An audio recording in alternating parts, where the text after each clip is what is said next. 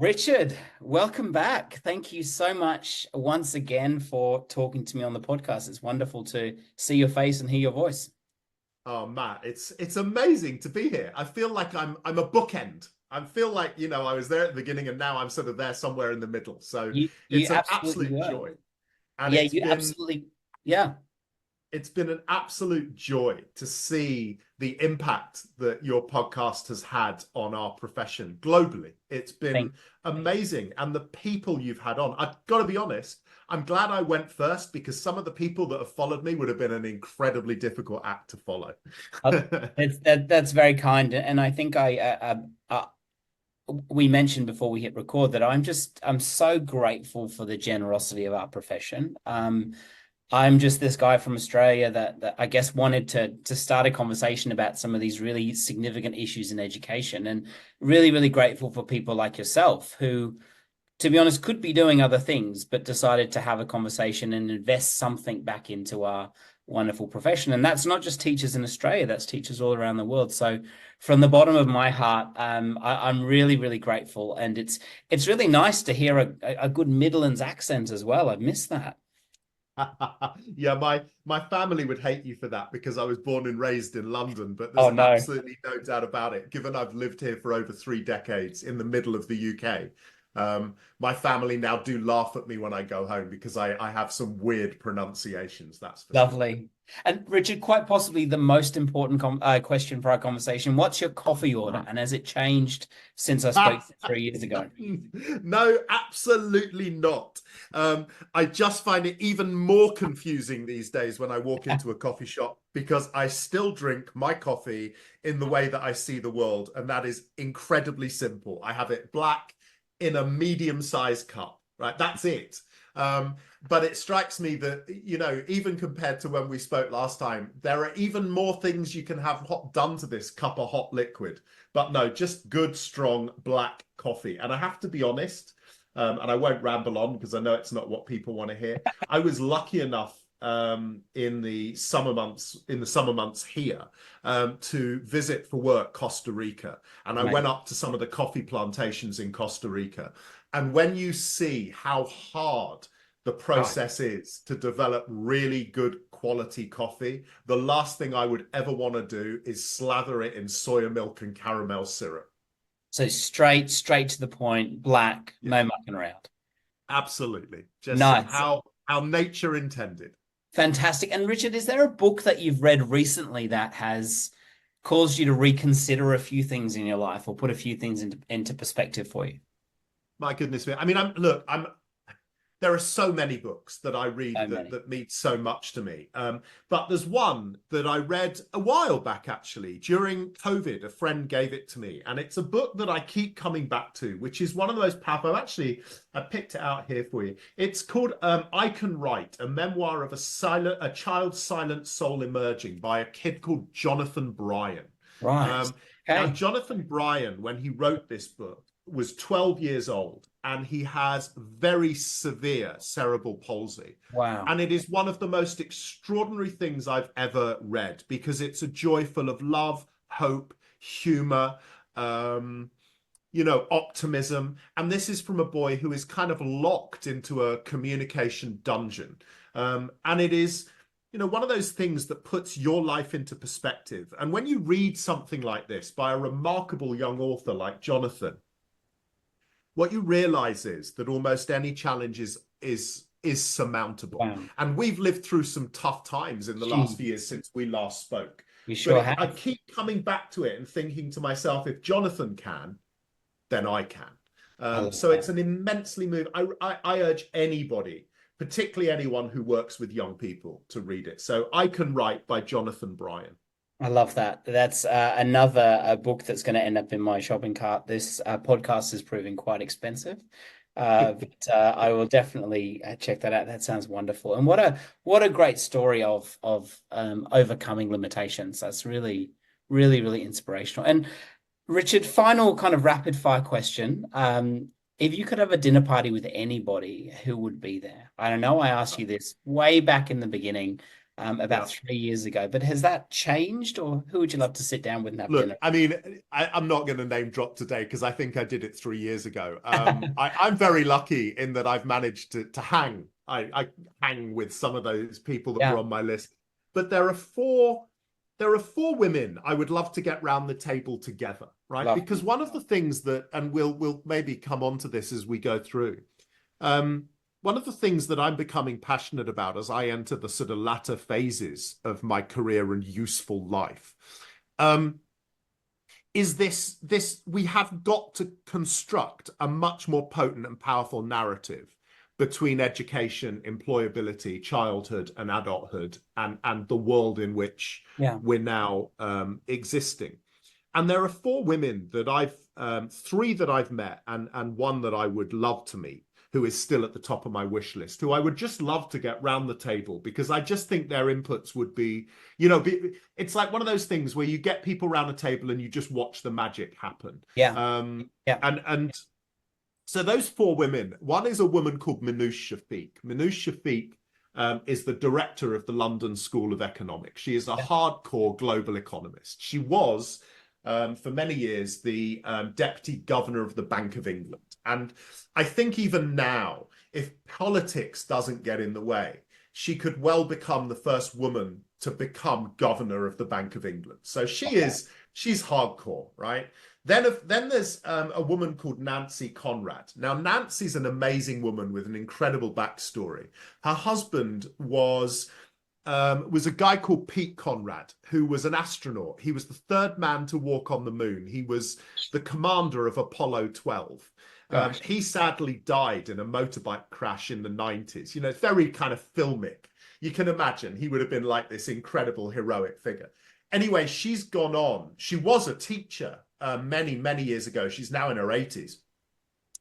And she runs something called the Conrad Foundation, where she gets particularly young people from socially challenging communities across the US to pitch ideas to NASA.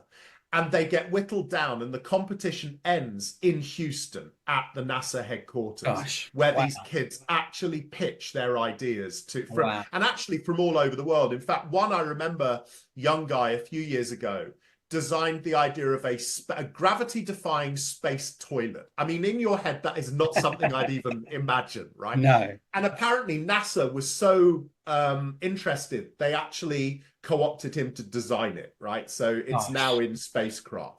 So Nancy's amazing.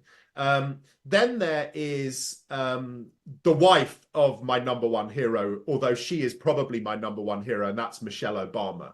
I'd love to get Michelle round the table, if for no other reason than I would love to actually convince her to run for president. I just, I mean, like I'd be sitting there going, I don't care what it takes, Michelle, we'll do whatever you need, but you've got to run to be president to save the free to world. save us. Yeah, and also, her passion for education and young people is extraordinary. She and her husband run a number of foundations. One is called the Advanced Leadership Foundation, which is, again, about trying to find young people in hard-to-reach communities who have the potential to change society.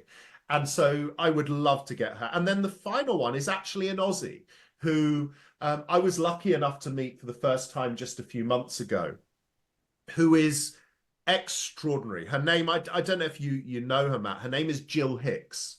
So Jill was the last survivor pulled from the wreckage of the 7/7 bombs in London.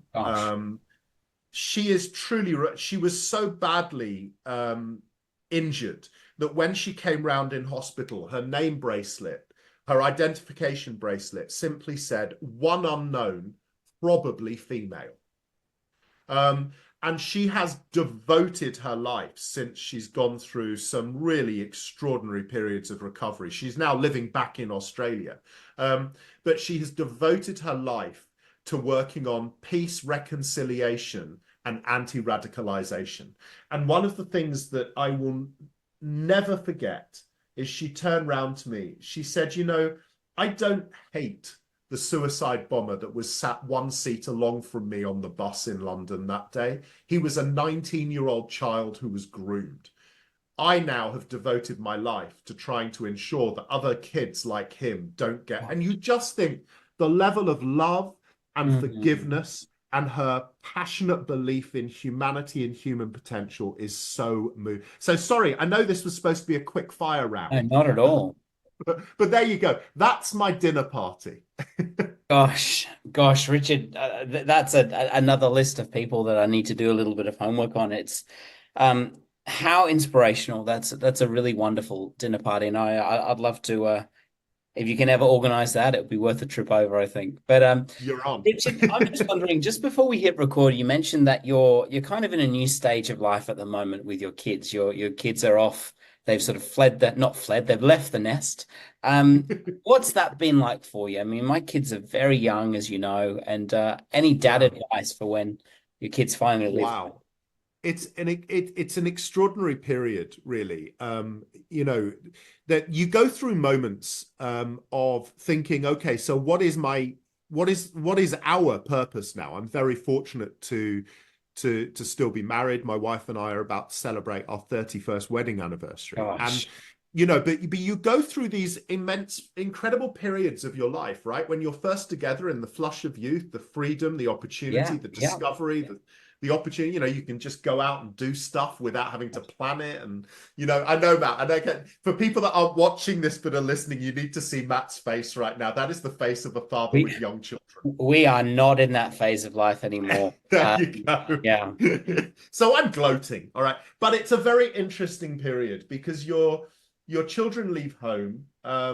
Your instinct is still, your parental instinct never diminishes, And one of the things I think you have to learn to come to terms with is the diminishing amount of control you have over your children, not in terms of control, but yeah, in terms of control protection. yeah, The fact that you can't protect them in the same way, guide them in the same way.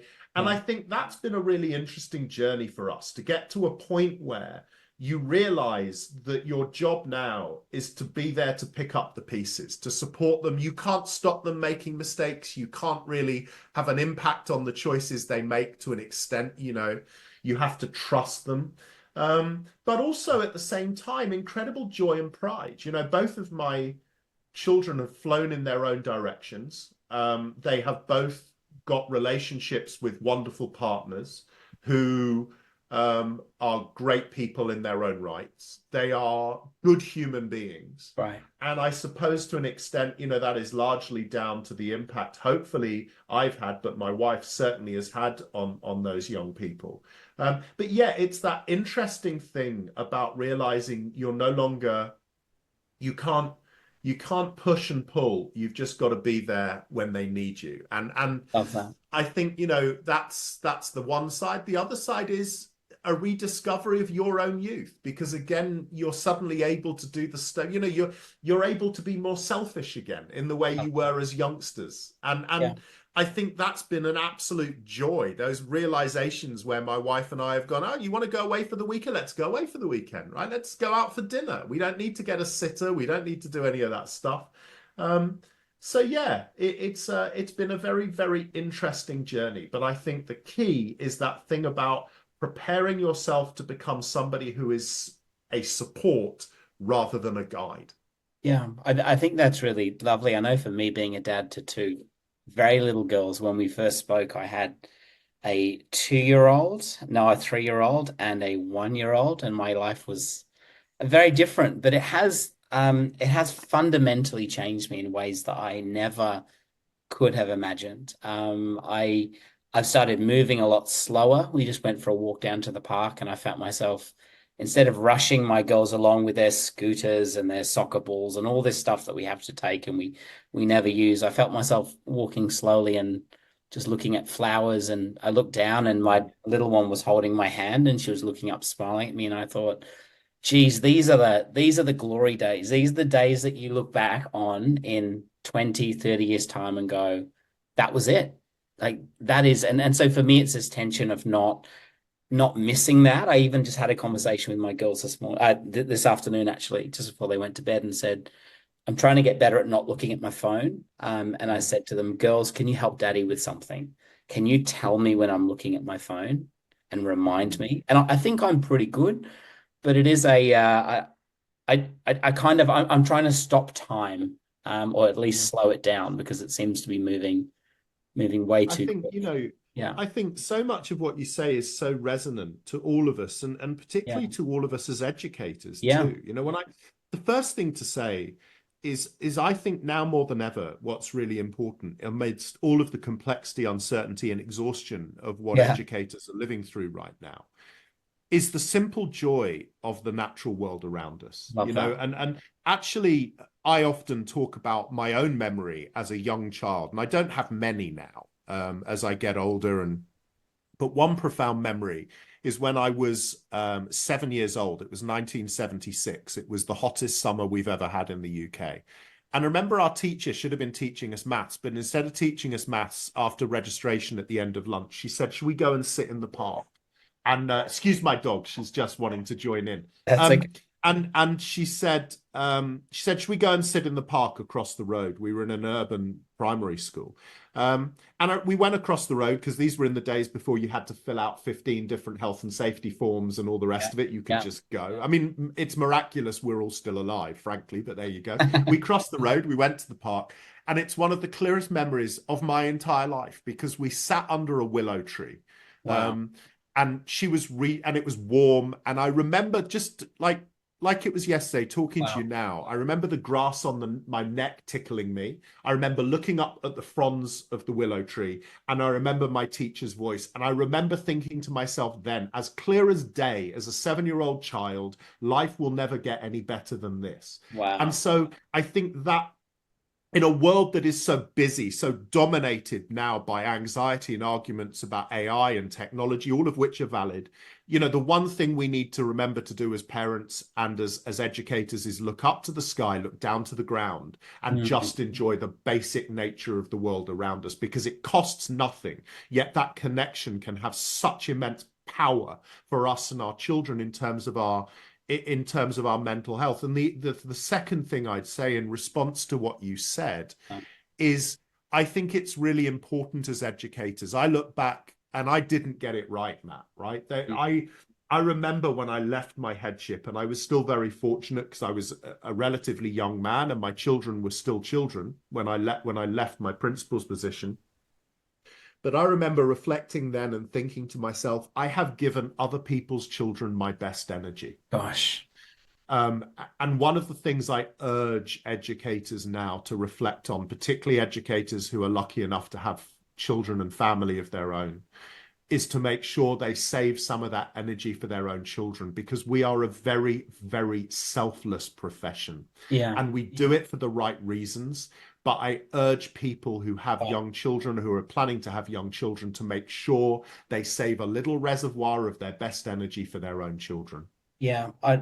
I couldn't agree more, Richard. And I as as you know, we have the most complicated job on earth. And one of the things I've been trying to do a lot more is, and this is from the work of an incredible educator in Australia called Dr. Adam Fraser, and he talks about a thing called the third space. And so it's basically those transitional spaces between home and work. And I'll catch myself standing at the front door of our little house, and for 30 seconds I'll just say, okay, who do I want to show up?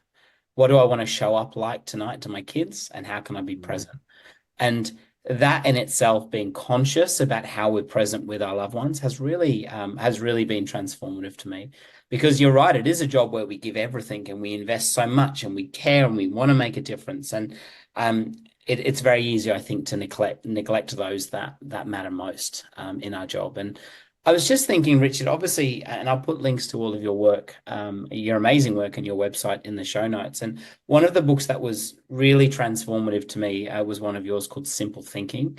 And it talked about how we can make our jobs as educators a little bit easier and remove some of that complexity from life and work. And for those people that are not familiar with it, would you mind maybe giving us a couple of key points on why you wrote this book and why you think it's so important in an increasingly Sure. complex world for us teachers? And I think it's maybe even more pertinent now than when I wrote it. Mm, I As agree.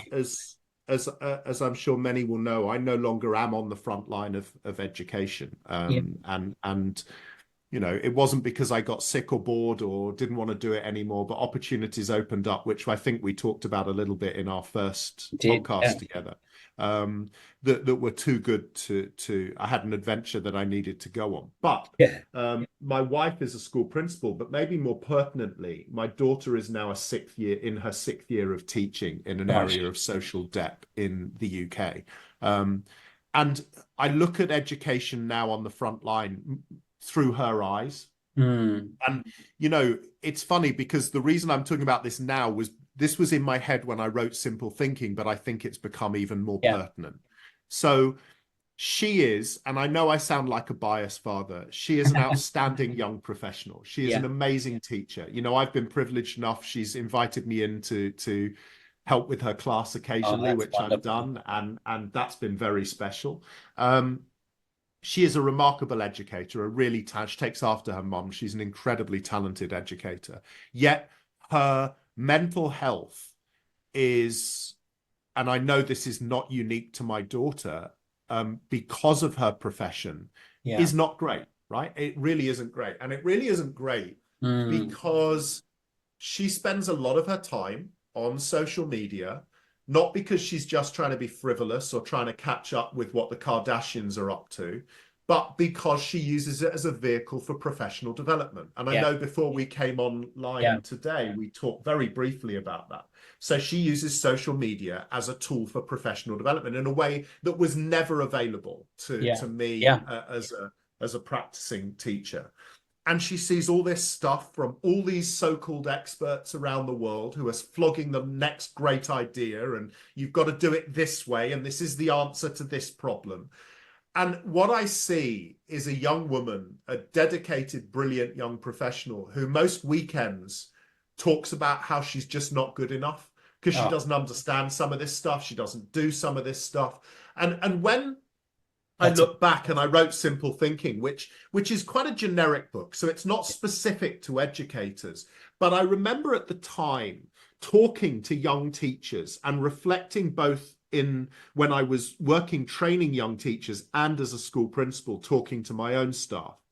Even then, you know, the complexity of all the silver bullets that were fired at us, whether they were good stuff, bad stuff, ill-researched stuff, you know, everything in between, because it's still out there now. It's no better quality. There's just, I yeah. mean, there's good stuff, bad stuff, ill-researched stuff, Yeah. badly twisted. It's all still That's there. right. Right. But I remember saying, and this is, I think, where the essence of the book came from, because even then there were young teachers just tearing their hair out about trying to do a good job.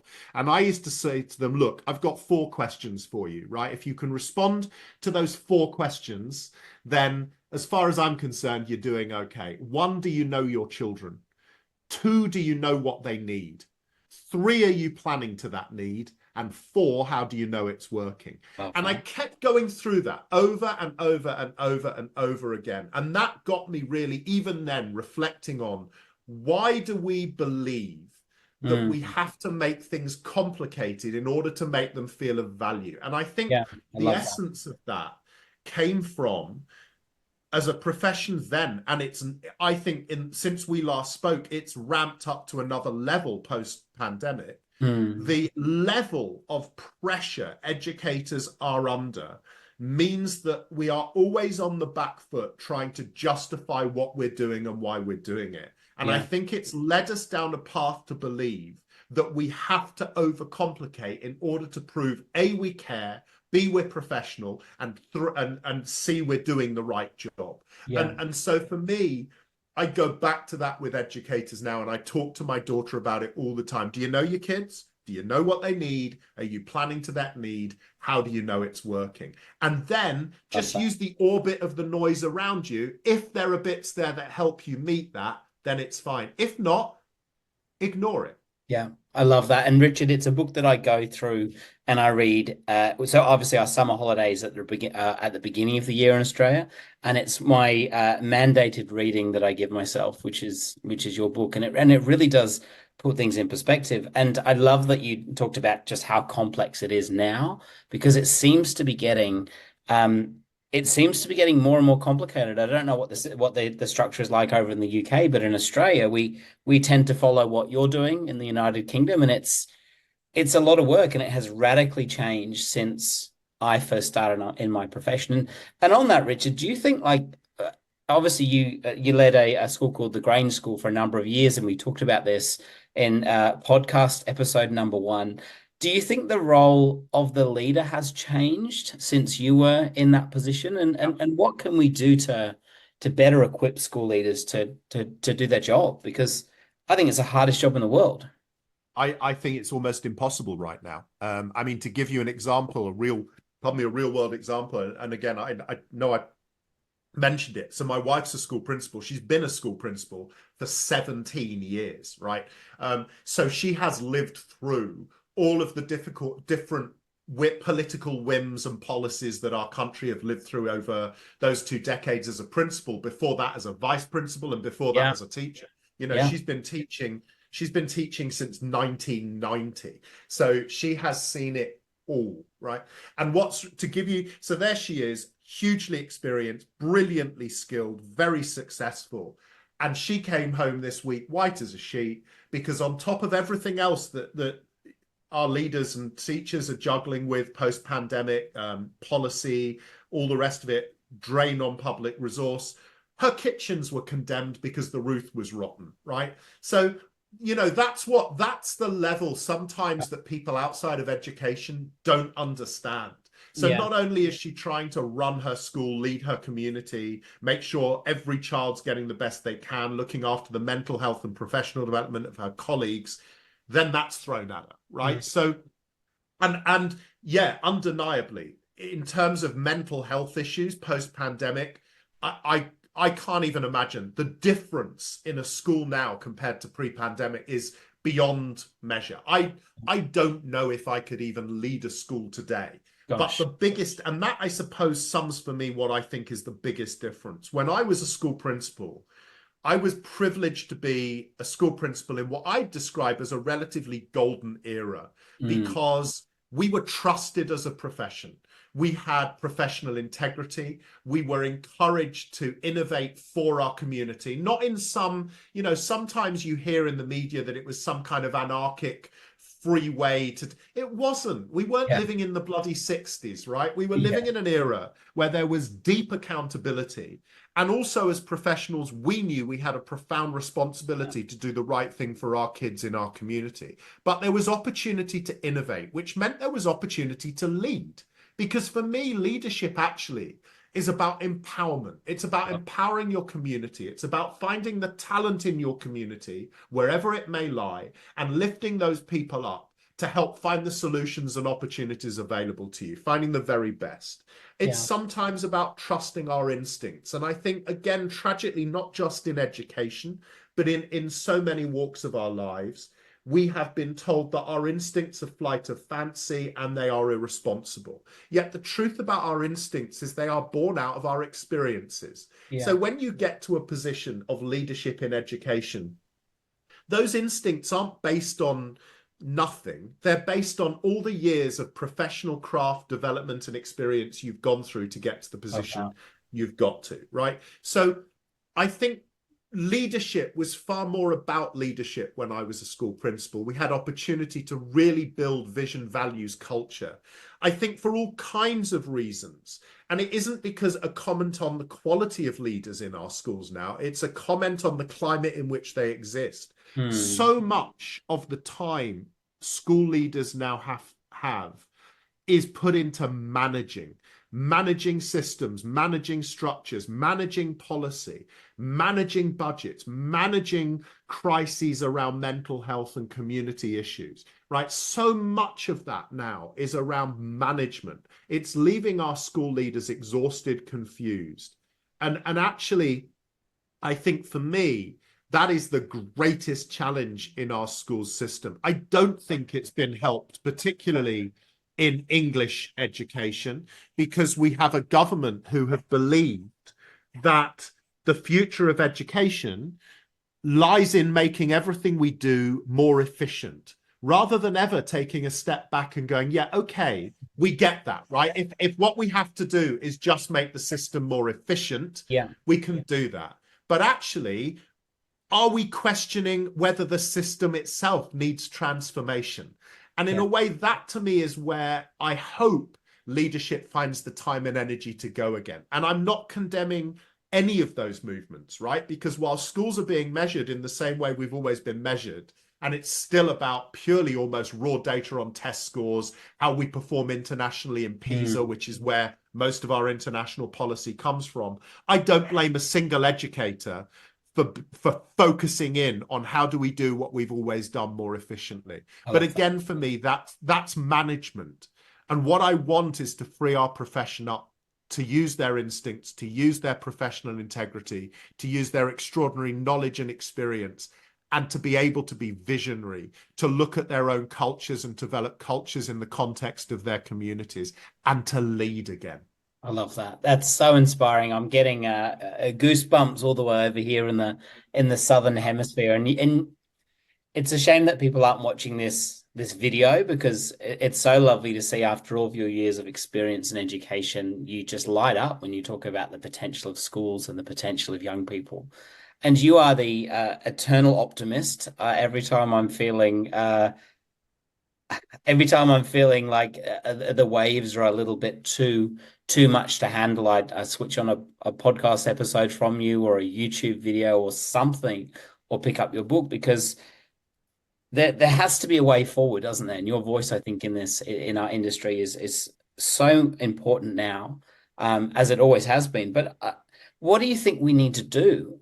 Because I have never been more passionate about the potential of public education. I've got one child in the system, so to speak, and another one about to enter. And I'm pretty optimistic, but I kind of don't know what to do with that optimism, because it's hard. So any advice on what we should be doing and focusing our time? Well, the first thing, Matt, is don't beat yourself up, but because simply by having the courage to start this podcast, you are having a huge impact. My mentor, who has sadly died since we last spoke to each other, you know, my great friend, my mentor, my inspiration, Sir Ken Robinson, used to say to me, you know, Richard, revolutions don't start on a Thursday afternoon at 2 o'clock when somebody fires the gun and everybody goes, right? Yeah. Revolutions, and the French Revolution, for example, started in the coffee shops of France, where people gathered in small numbers to share ideas, not just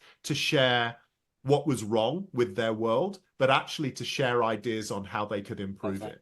And then those revolutionaries galvanized one another to just take simple steps, to try things, and then to share that with each other, their triumphs, their failings, their failures.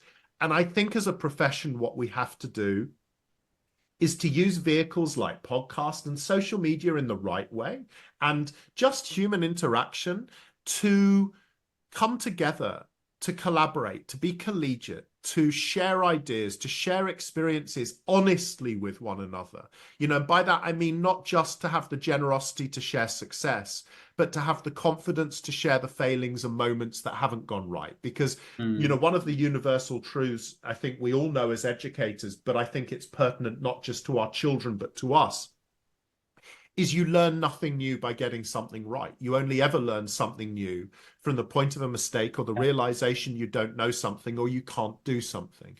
So that honesty, that generosity to share ideas, and platforms like this podcast are so immensely powerful for that, to galvanize one another, to not believe that change in education has to be grandiose, that we have to wait for policy or policy level decisions, or a transformation of the way we assess and monitor performance of our young people. You know, to actually just to try stuff, to innovate in a small way, small steps in our classrooms with our students, trust your instincts, and then share those experiences. I love that. Because I actually think what's been really tragic, and again, we said this before we came on air today, over the last decade, and I think it's certainly amplified because of social media in that period, we have always been a generous profession. We have always come together when we've needed to make a difference for our children.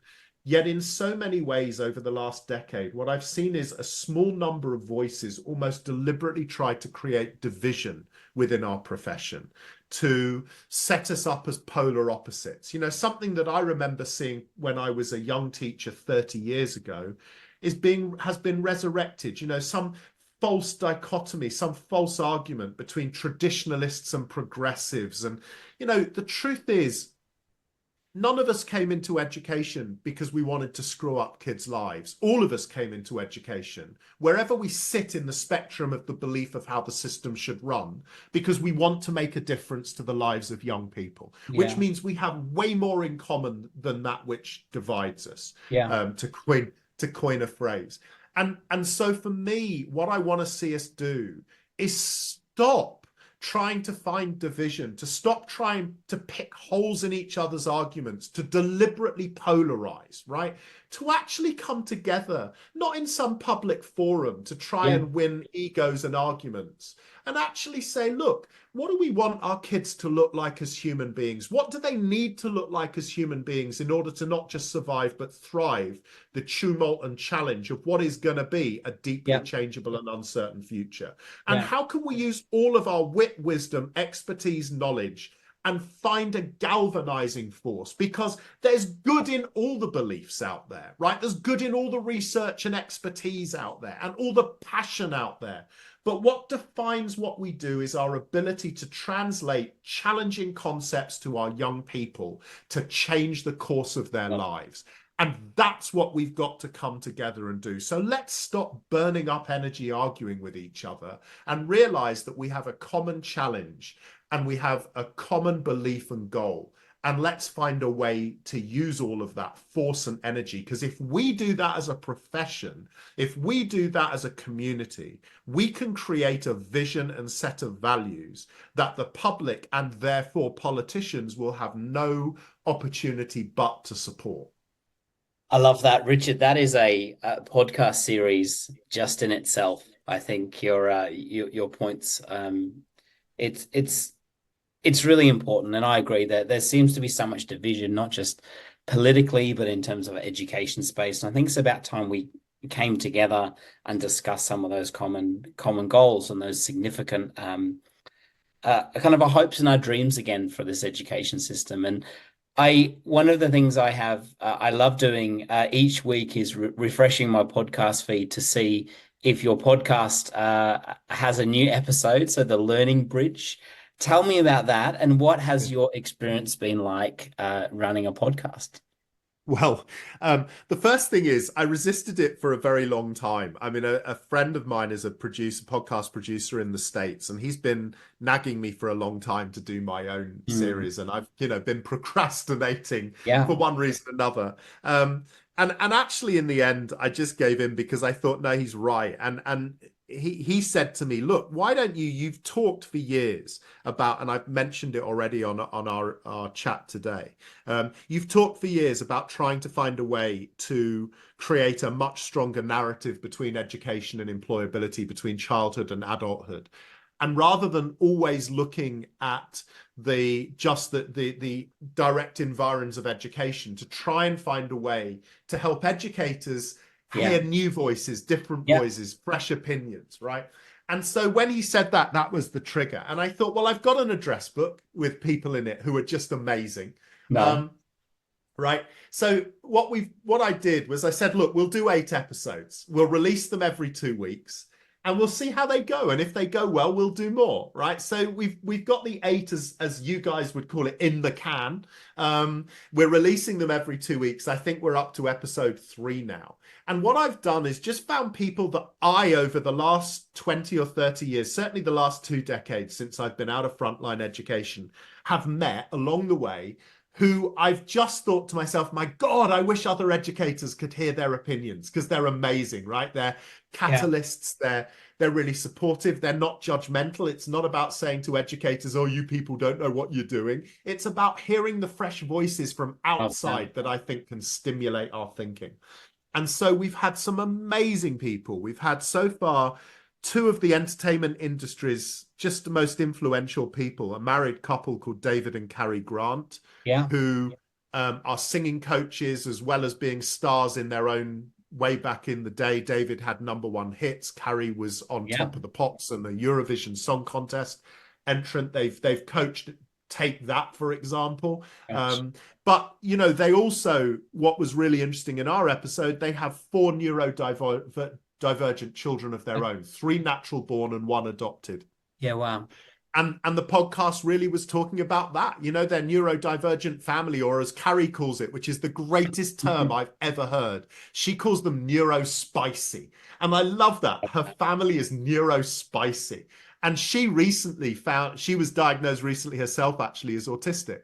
So brilliant. Then we had Edu Rubio, who is a Premier League football coach, talking about elite performance and how you work with young people to help them realize their potential and what it means to be elite, which again, I hope would resonate for educators. The latest episode is with an amazing woman who comes from a really challenging working class background in the UK, broke through a massive glass ceiling to become a hugely successful lawyer, and is now standing for Parliament at the age of 38. And I think she is going to one day be Prime Minister. So I'm glad I snagged her now. And then we've got amazing episodes to come, including with one of the people I want at my dinner party, Jill Hicks. So I've done an episode with Jill, and I urge people, even if they don't subscribe to the series, to listen out for that one, because the way she talks about love, reconciliation, and radicalization is truly ground shattering. Wow. And then other episodes, one with a guy who has been a senior advisor to 3 US presidents, Bill Clinton, Barack Obama, and now Joe Biden. And he's talking about politics and how you convince politicians to make the right decisions and all that kind of stuff. An episode with a guy called Dwayne Chambers, who is a former Olympic gold medal winning 100-meter sprinter, who, when he was 19 years old and right towards the top of his career, was found to be taking performance-enhancing drugs. Gosh. And he talks with unbelievable candid honesty about that journey and the mistakes he's made and the things he'd wish he'd known, and now how he works with young athletes to make sure they avoid those pitfalls. So yeah, it's been magical, Matt. And like you said to me before we came on, whether people listen or not is one thing, and I really hope they do. But having those conversations with such extraordinary people is both a privilege and life-changing for me. So at that level, I am so glad that Ross, the producer, convinced me to do it. And I kind of hope we get enough traction for me to do some more episodes, because I've got some fab new people I want to introduce the world to. Yeah. I love that, Richard. And I think I read somewhere that most podcasts only survive, I think it's either 6 or 8 episodes. And so what I did is I think I pre-recorded 10 episodes when I first started the podcast. And it has been a wonderful journey. And I love, one of the many things I love about the Learning Bridge podcast is it does just that. It builds bridges between different industries, from educators to parliamentarians to incredible thinkers. And it reminds us that there are so many things that unite us as individuals and so many shared challenges. I think if these 3 episodes that you've released are anything to go by, I think the next are going to be really exceptional. I think you should be really proud of yourselves. And it's really wonderful to hear. And even just to have your I think for me, one of the greatest privileges is I've seen kind of how it's made me a better listener, I think. You know, when you're hearing people's stories, it's a good reminder to, you know, kind of keep your mouth shut and just listen. And I think people are really fascinating and really wonderful people. And yeah, it's really lovely to see you starting on that journey, and who knows where it's going to go. It's really beautiful. Yeah. I'm hoping one day I get Michelle Obama on. That'll be the moment I'll drop the mic and leave the building, Matt. You're done. Yeah, that would be exceptional. But Richard, do you think kind of the professional learning space is changing? I mean, you've obviously got a great podcast, you've got LinkedIn courses, I think they're smart thinking, overcoming complexity and developing mental toughness. And it seems like this sort of on-demand, differentiated professional model of learning for teachers seems to stay. Would you agree with that? Have you seen a bit of a shift in that landscape? Massive, massive. You know, and again, so many, like so many things have been accelerated by the pandemic, Yeah. good and bad, right? It's been an extraordinary catalyst, not just for the bad, but for good stuff too. You know, the LinkedIn Learning thing was amazing because when they approached me to do my LinkedIn Learning courses, it was early 2019. Wow. So before the shadow of the pandemic was Yeah. even a Wow. thing.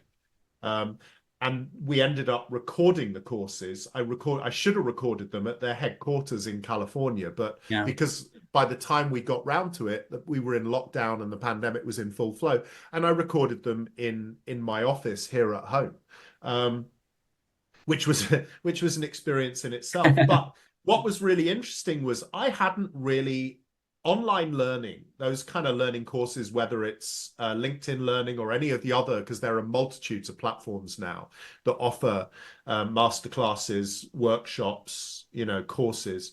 I had never really been in my orbit, and the more I got to see it, the more I realized how incredibly powerful it was. I think LinkedIn Learning now has something like 600 million Crazy.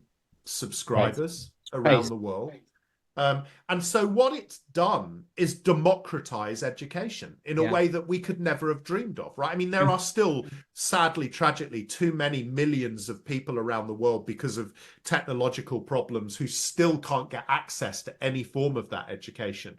But it has democratized learning and education.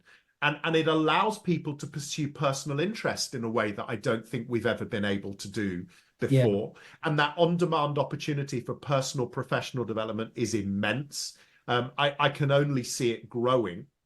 The one thing I would say on the counter to that is when I look back at my own professional development journey, I have learned as much from the impromptu conversations and meetings with people, not just in education, but from all spheres of life, the reason for the learning bridge. And what I urge people to do is to remember that learning isn't always formal. And it isn't something I that love is that. just on demand or available through technology, Yeah. but to keep their eyes, ears, and hearts open.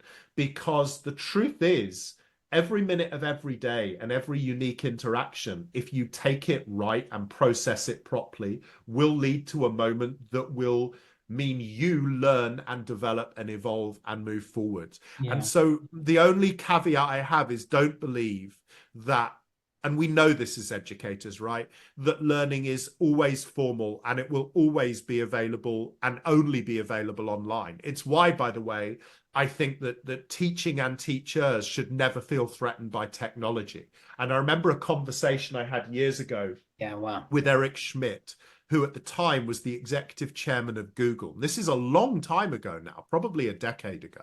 And I said to him then, I said, do you ever see a time, Eric, where technology will replace the teacher? And his answer was immediate and unequivocal. He went, no, never. And I said, can you talk me through that? You're the chairman, chief executive of the biggest tech company at the time in the world. He said, that's easy, Richard. Education has always been and will always be at its heart about human development. And in order to develop human beings, you'll always need high levels of human interaction. Technology is an incredible catalyst. It's an incredible tool. But education is a human experience. I love that. And so I think, yes, it's evolving and changing, but I don't think we should be scared of it. And I think we need to make sure that we don't become so overawed by its newness, its flashiness, what it can do, and to remember that those simple human interactions will always be the root of great education and learning. I love that. It's so profound, and I love that education has always had that human element, and it's about how we interact with each other. And I think for me, that's why I called this podcast "The Art of Teaching," because I see so many educators. I have the privilege of working with an incredible team and seeing how they craft this how they engage with their class and how they are just incredible and skilled practitioners. And it will always have that human element. I love that. I love your optimism. It's phenomenal. And Richard, I was just wondering, in terms of one of your LinkedIn courses is about developing mental toughness. What did running the London Marathon teach you about mental toughness? Oh my goodness me. Do you It's a know long what? race. It's my It dream was to run the London Marathon. Oh boy. I mean, so take everyone back. It was 2008, Yeah. and I was about to become 40. Um, and you know those moments, those profound moments in your life where, particularly at a big decade, right? Yeah. Yeah. And my friend and then manager, Brendan, approached me. This is true. And he said, look, Richard, because he's very involved in hospice charities, Yeah. very involved, has been all of his adult life. And he said the Help the Hospices, which is a charity in the UK, had asked him to put together a team to run the London Marathon for charity.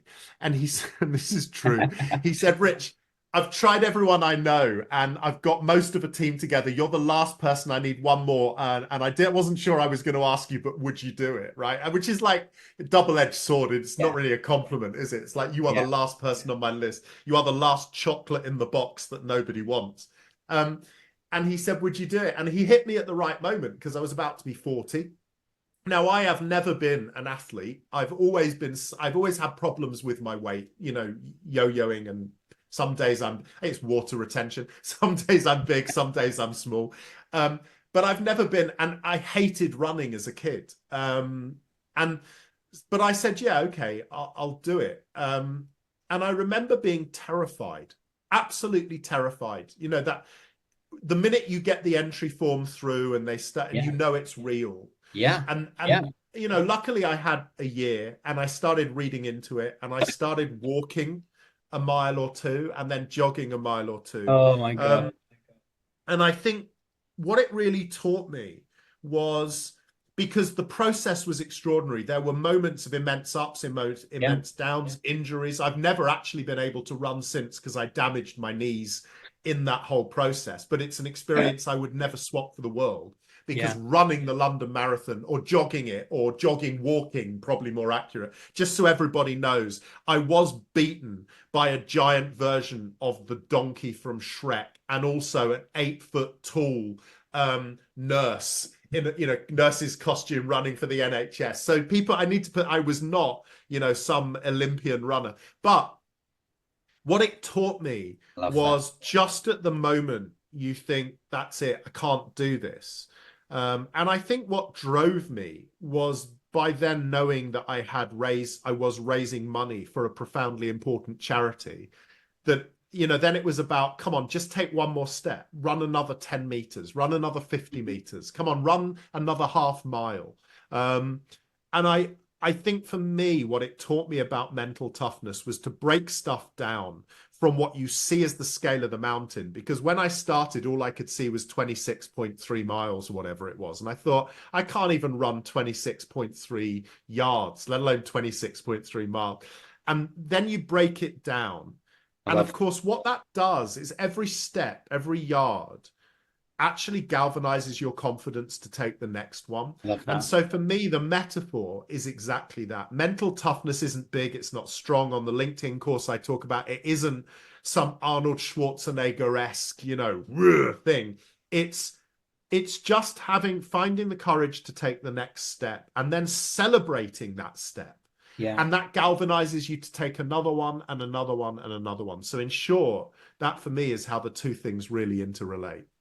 Do you think you would you ever sign up for another one? If my knees would ever have let me, I would have done. I don't think I genuinely, because I did damage because I'm a big guy. And it wasn't the marathon itself. It was the year training up to it. I was running 30, 40 miles a week in the end as we prepared towards the marathon. Yeah. And actually, when I look back on it, genuinely, it was my knees. I would definitely sign up to take on another challenge that physically I could do without further damaging myself. Yeah.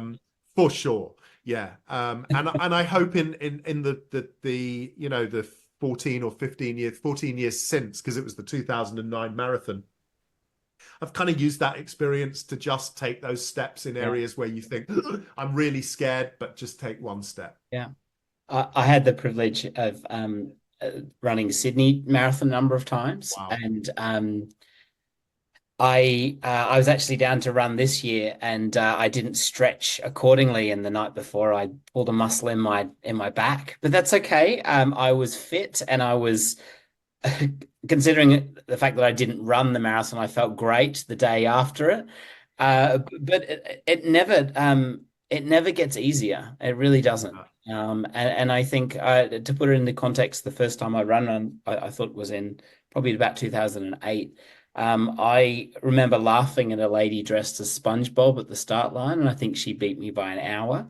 And so it's that great sort of it's this great unifier. So you can be running with people that are on exorbitant salaries or people that are just not. And it's lovely to see all these people come together for this common goal. But it's the hardest thing in the world. And it's really hard to explain that to someone unless they've been through it. And so I commend anyone that even signs up.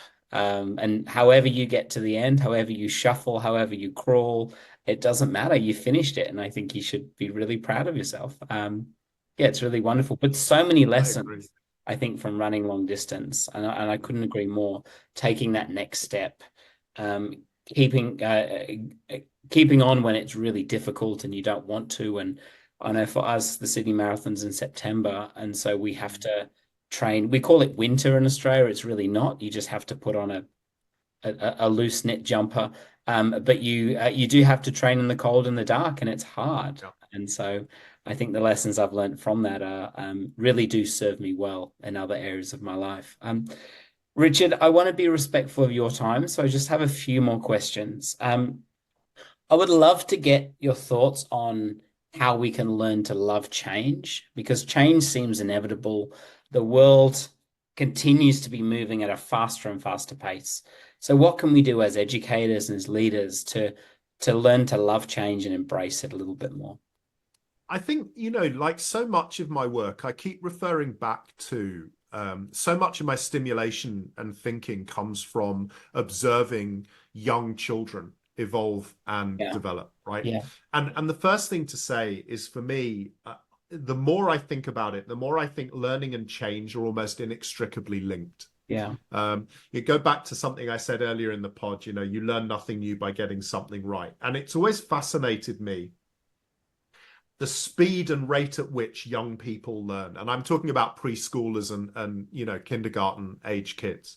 You think most of those young people, most of them learn to walk, talk, they learn to understand vocal intonation, facial expression, body language, they learn to make sense of the sensory world around them. If they're born into multilingual homes, they learn to speak every language spoken in that home environment. We all know, to our own cost, they learn to negotiate, they learn to control us, manipulate, and all those things. And all of that happens in the first 5 years of life, right? And the other thing is that, particularly in those very early phases, there are no 2 days that are the same.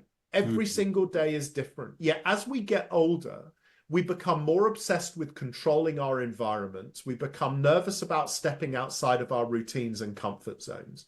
There's no accident when you look at the human learning graph, and there are all kinds of reasons why, that our rate at learning decreases and degenerates the older we become.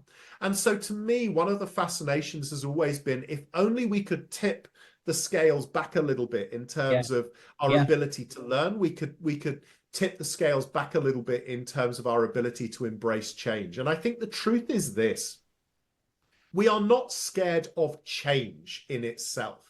We are scared of the things we associate with change, right? So often in our worlds, and particularly in education, change doesn't mean change to most of us. It means another new initiative fired on top of all the other initiatives we've been dealing with. So when we hear change, what we actually hear is, so we're going to have to work harder. That's the first thing. The second thing is, so much of the change we experience as adults is reactive. Yeah. So we don't change until we have to. So the best example I can give at the moment is everybody in the world. 2023 was the year the world seemed to panic about AI, right? And in education, it wasn't AI per se we were panicking about. It was ChatGPT that was the catalyst for that, right? And suddenly we're all going, oh my God, AI, oh, what are we going to do? The world's going to end as we know it, right? Now, the interesting thing is that a decade ago, I was talking to a man called Nolan Bushnell, who was the founder of Atari. Wow. And his, as well as founding Atari, his other claim to fame was he was the first person to employ both Steve Jobs and Steve Wozniak, the Gosh. co-founders of Apple, right? Amazing. So, and a decade ago, I said, what are you putting your energy and time into? He said, AI. 10 years ago. He said, and if we're not talking about AI now, by the time we do, it'll be too late and everyone will be in panic. And what happened in 2023? Exactly that, right? So we spend so much of our time reacting to stuff. The change is always exhausting physically and emotionally. You know, COVID is the great exemplar of that. And I'm not saying that was avoidable. Why were we so exhausted? Because we had to spend so long running just to keep up, paddling to keep our heads above water for us, our communities, our schools, our personal lives. And so the thing to do is to recalibrate and to say, it isn't change I'm afraid of. It's the experience I've had of change, mostly in my adult life. Right. So just by putting one foot in another, by trying something different in a restaurant, reading a book by an author you've never read before or in a genre you didn't think you'd like, watching a TV program that on the surface just doesn't look like your cup of tea, right? All of those things are change and they're learning. And when the more you do it and you feel in control of it, the more you do it where you feel like you're on the front foot, the more you do it where it doesn't feel more of on top of, and actually it becomes evolutionary, the more adjusted to change we can become. So what I urge people to think about on that simple level is when they have a reflex or reaction to change, the first thing to ask is it change itself, or is it the reasons why and the causes of that change? Because if you can start to unpick that in its own subtle way, you start to take ownership of the situation more, which means you feel more in control, which actually means it feels less daunting. Yeah. I love that, Richard. There's so much, like I said, so much in that. And I think that idea of taking that one step, taking the next step, or as my girls love to say, to do the next right thing, which I think is a quote from Frozen. I think it's really, really important. And Richard, I don't know how on earth you find the time to travel the world and inspire educators and write books and launch a podcast and have a family, but somehow you've managed to write a kids book. Tell me about that. And wow, like I said, I thought I was busy. I don't know how you do it. So I go all the way back when I was at university, when I went to college, and as people can hear a lot more about that on our first chat on episode 1. One of the things I'd always wanted to do was write. And at the time, it wasn't nonfiction. It wasn't the kind of books I ended up writing. I'd always wanted to write a story, a novel or a book. Then when I became an educator and read the stories to my kids in class, and I love that, but it's one of the things I miss most about being a primary school teacher is reading to my kids in class and doing all the. I mean, I did it at home with my own children, but they were never quite as complimentary as the kids that I taught.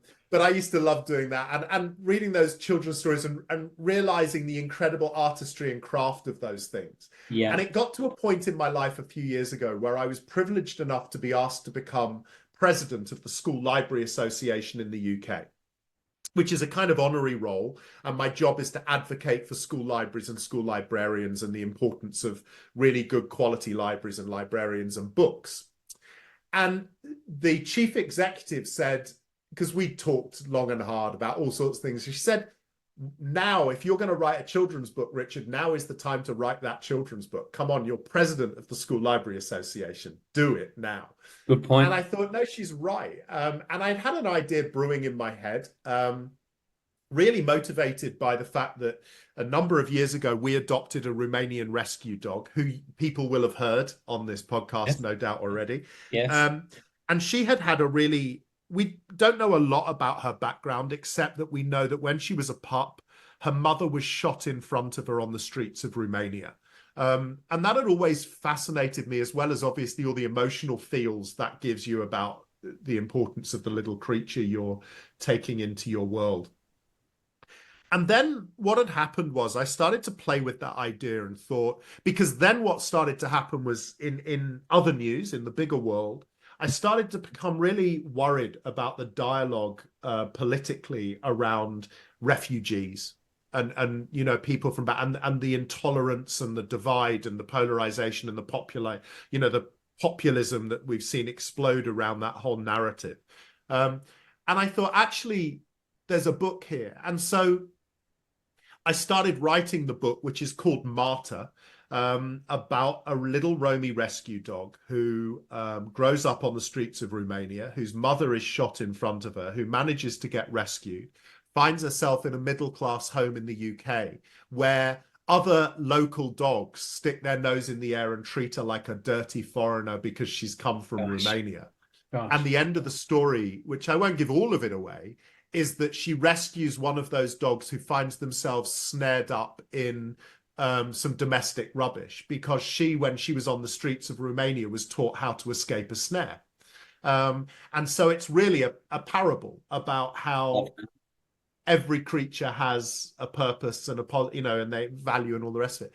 Anyway, so I wrote the book. We're currently looking for the right publisher. So if anyone out there knows a good children's publisher, let me know, because what I want to do is donate all of the royalties that I would earn from that book to the School Library Association, which is a charity, to leave a kind of legacy of my time as their president that hopefully will last in perpetuity, that will add just a little bit of funding to their coffers to make the case for the importance of our libraries. I love that, Richard. I can't wait to read it, and what a wonderful legacy to leave. I've thought for many years about writing a book for my kids, like things that I wish I could tell them as they grow up, and you've inspired me to just take the next step in that process. So thank you so much. Richard, a final question for those educators out there that are listening to our conversation. What advice would you give them about the impact that they can have in their classrooms? Oh, my Lord. Be you, be yourself. Don't be intimidated by what you see and hear. I refer back to my conversation about my daughter as a young teacher. Yeah. Bring your passion every day. Bring your commitment every day. Trust your instincts about what each of your children need. And remember, at the heart of great teaching, which I believe has always been the same and always will be the same, is the ability, your psychological, your emotional intelligence, your ability to build relationships with the young people, you teach. Remember to just every day ask yourself those 4 questions. Do I know my kids? Do I know what they need? Am I planning to that need? How do I know it's working? But more than anything, just be you and know that there is no such thing as the perfect teacher or the perfect lesson. And actually being human is really, really important. I say this to educators and I say it to leaders and managers across every spectrum. If you come across as too perfect to the people you lead, manage, or teach, you come across as inaccessible. The vulnerability of your humanity, the fact you are fallible, are things that make young people and the people you lead and manage and educate relate to you. Do not believe that you need to be infallible. Be you, be human, be organic. I love that, Richard. What a wonderful place to conclude our conversation. It's been a real joy to get to connect with you after almost over 3 years. And I'm so grateful for your work and also just your ongoing generosity, not only to me, but also to countless educators around the world. I'm truly grateful that you'd give up your Saturday morning to have a conversation with me. Thank you so much. I really do appreciate it. Matt, honestly, it's a real honor and privilege for me. Thank you for helping to get my voice heard. And I hope a little bit of what we've talked about will make a difference, even just to one educator today. So thank you.